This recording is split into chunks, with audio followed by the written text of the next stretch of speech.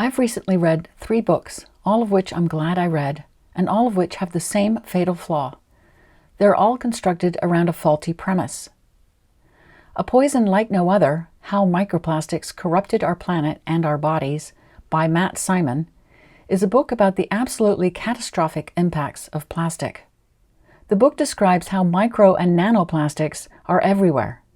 They're in the air we breathe, in the water we drink, in the food we eat, in the soil, our bodies, in our brains, blood, lungs, placentas, fetuses, testicles.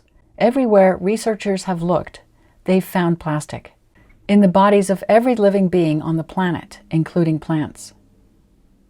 These microplastics are leaking CO2, contributing to climate change, leaking toxics, poisoning us and all living beings who ingest these plastics, clogging our veins, our lungs, our brains. The book's fatal flaw? That we need plastic in order to maintain this ecocidal way of life, and so we must mitigate for the harms of plastic rather than eliminate plastic entirely. Crossings, How Road Ecology is Shaping the Future of Our Planet, by Ben Goldfarb, is a book about the absolutely catastrophic impacts of roads. The book describes the mass killing, perhaps more aptly described as murder, of wildlife and humans the world's 40 million miles of roads perpetrate on a daily basis. The habitat fragmentation, the pollution, the noise, the isolation that roads cause, no matter what is driven on them.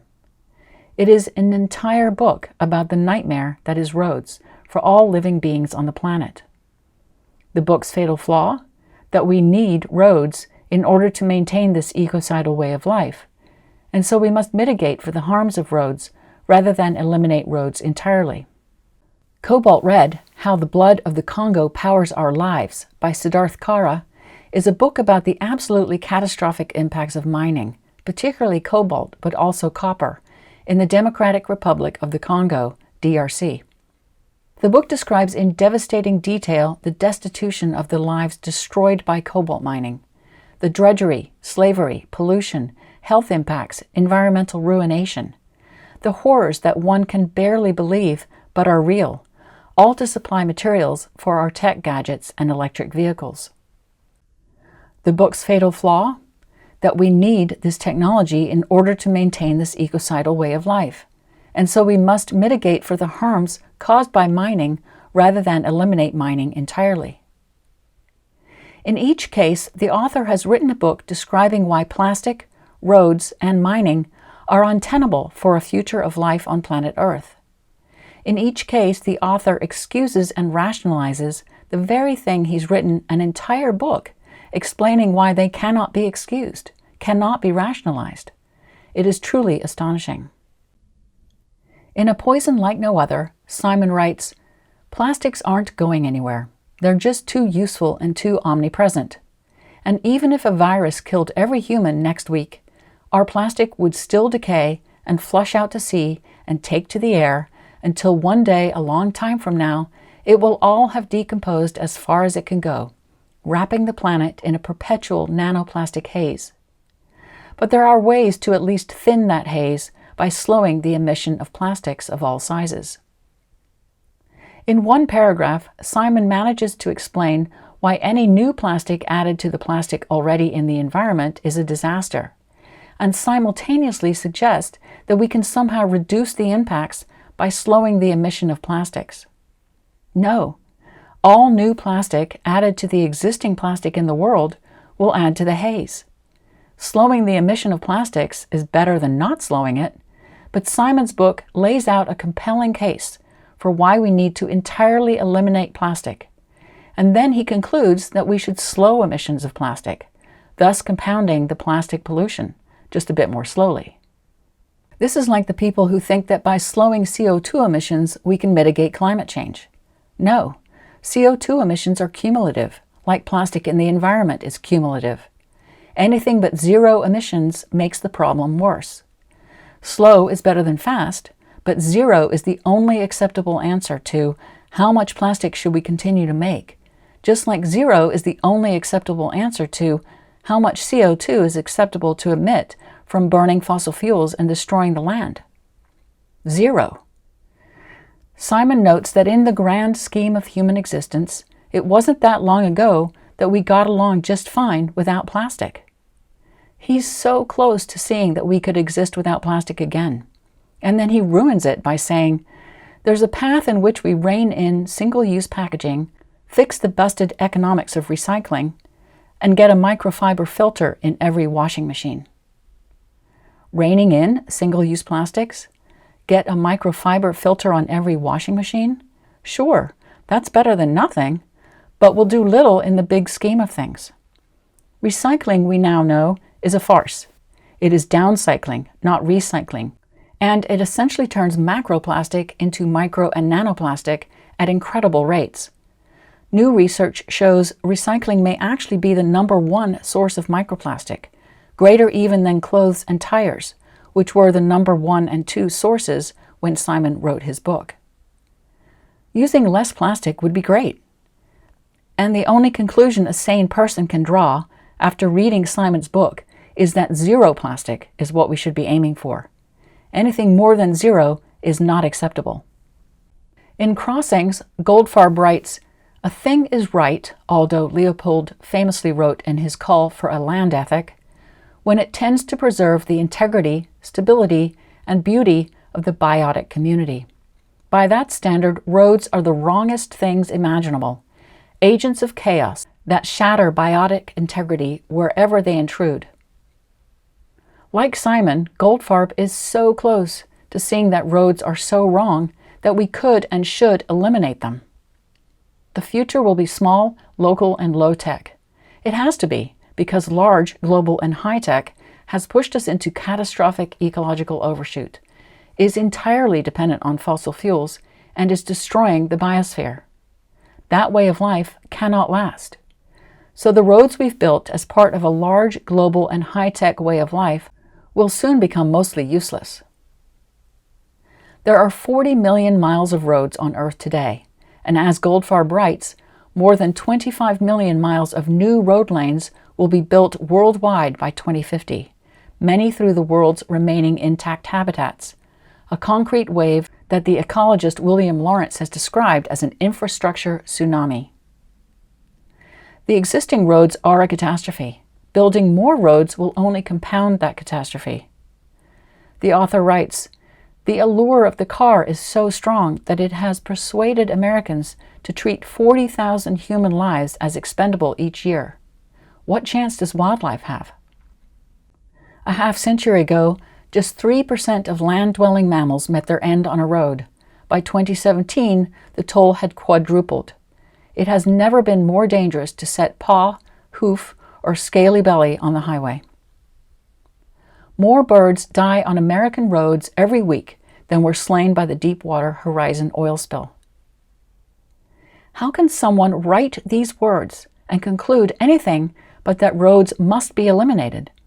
And yet, somehow Goldfarb then writes that we need a road ethic and waxes lyrical about a tiny number of wildlife over- and underpasses existing and planned that, yes, are better than doing nothing, but will do very little to stop the slaughter of living beings on roads, and absolutely nothing to stop the 25 million new miles of roads planned through some of the world's last remaining intact habitats.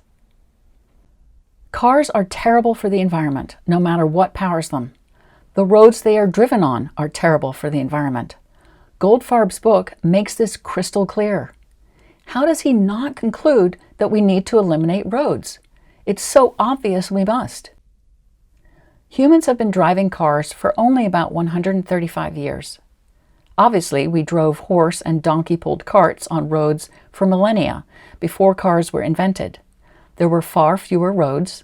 The roads that existed were dirt tracks rather than fossil-fueled concrete and asphalt, and those roads had far fewer impacts, just like carts have far less impact than cars.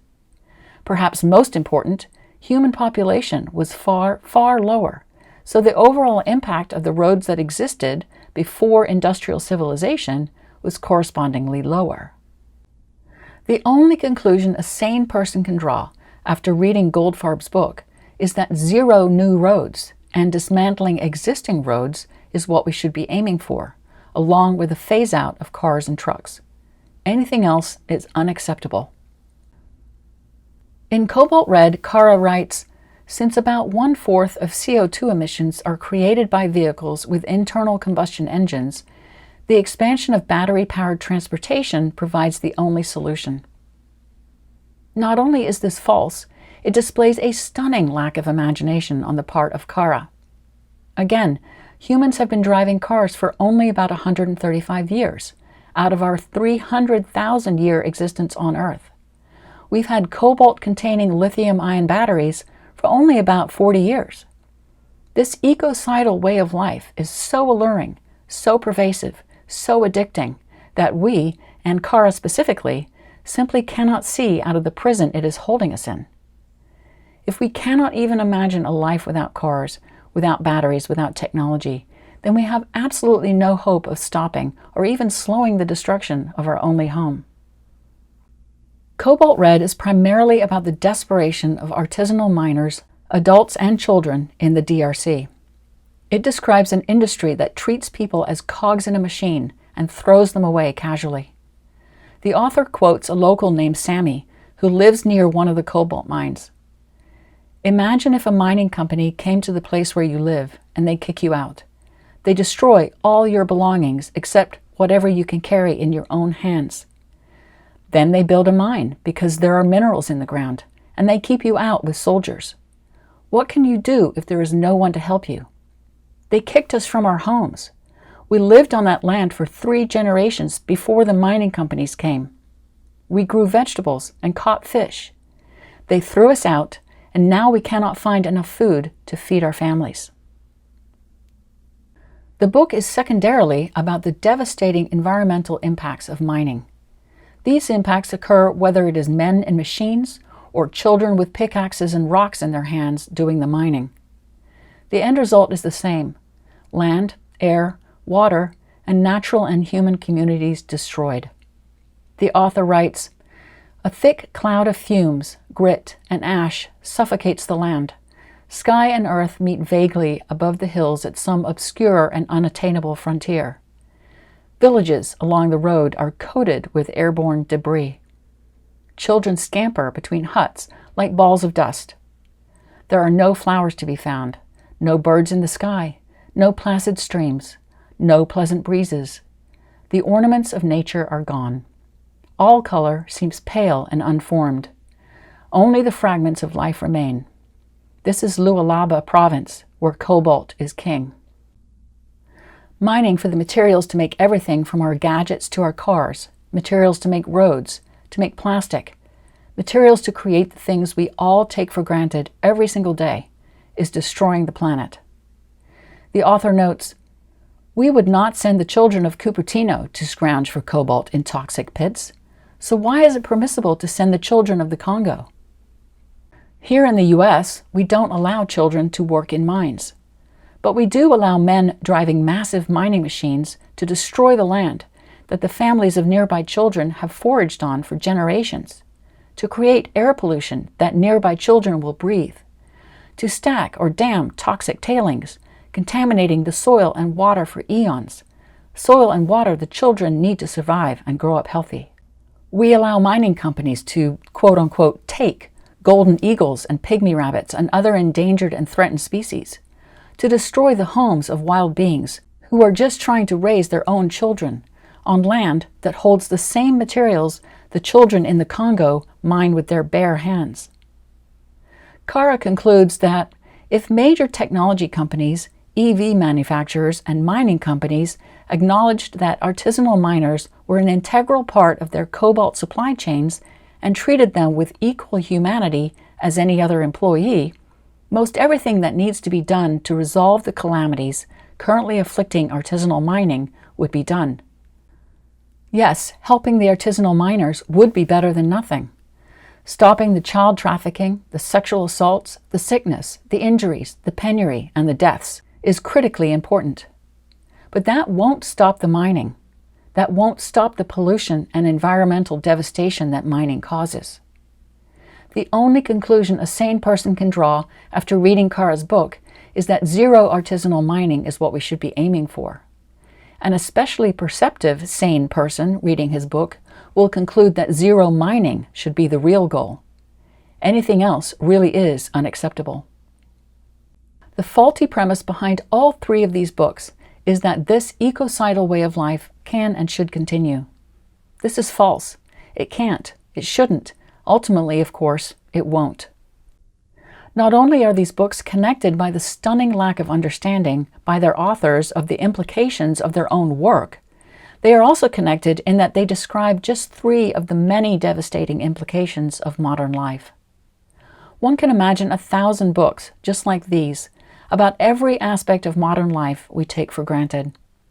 All three of these books are well worth reading if you want to know the truth about what this ecocidal way of life is doing to us, to the natural world, to other people, and to the planet as a whole. Each of these books is absolutely devastating to read if you truly take in what they are saying and deeply understand what we have done and what we are doing right now. The perversion of all that is good in the world in service to industry and consumption will wreck you to your core if you let it, and I implore you to let it. Why? Because only if we truly understand the implications of the horrors these books describe will we be able to make change. Real change. Not the half measures, the compromises, the ineffectual so-called quote-unquote solutions suggested by the authors of these books, but major, life-altering change that is what we need to stop the slaughter of the planet. I will leave you with this last quote from Cobalt Red that says pretty much everything I've been trying to say in this essay. A lone girl stood atop a dome of dirt, hands on her hips, eyes cast long across the barren land where giant trees once ruled. Her gold and indigo sarong fluttered wildly in the wind as she surveyed the ruin of people and earth. Beyond the horizon, beyond all reason and morality, people from another world awoke and checked their smartphones. None of the artisanal miners I met in Campuchia had ever even seen one.